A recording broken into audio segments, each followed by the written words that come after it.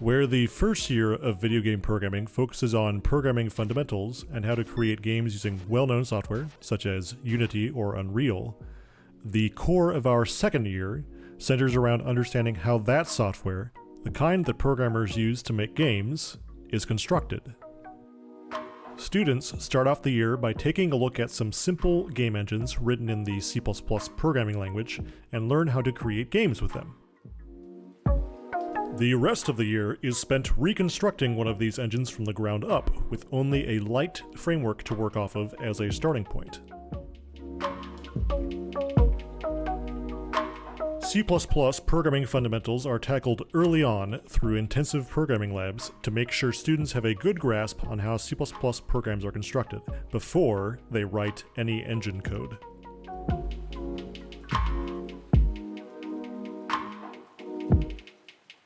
Students begin the game engine project by creating a basic game loop with the ability to switch between levels. At this stage, the groundwork is laid for being able to load resources at the beginning of a level, destroying and recreating objects when the level was restarted, and so on.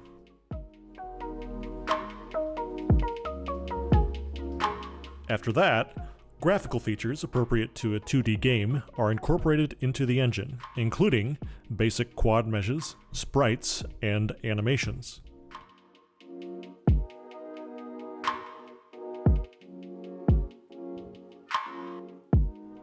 Next, students need vector and matrix math to make sure objects show up in the right place in the application window when they are moved around. These concepts are first practiced using some simple math labs.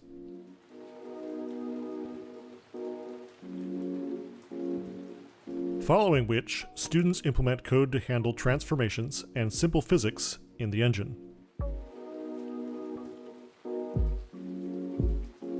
They also learn and implement algorithms for detecting collisions between simple shapes such as circles and rectangles.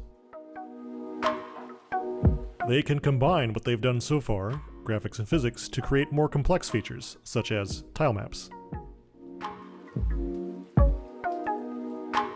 Now, finally, the focus shifts to facilitating gameplay.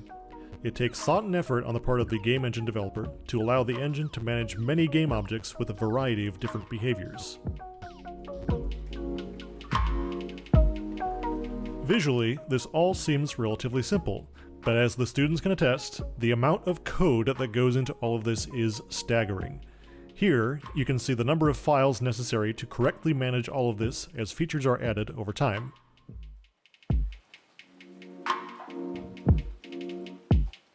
Having created all of these features themselves, students now have a more thorough understanding of both how to effectively use engines and how to supplement them with additional components as needed, and a better appreciation for the work done by the developers of game engines like Unity or Unreal.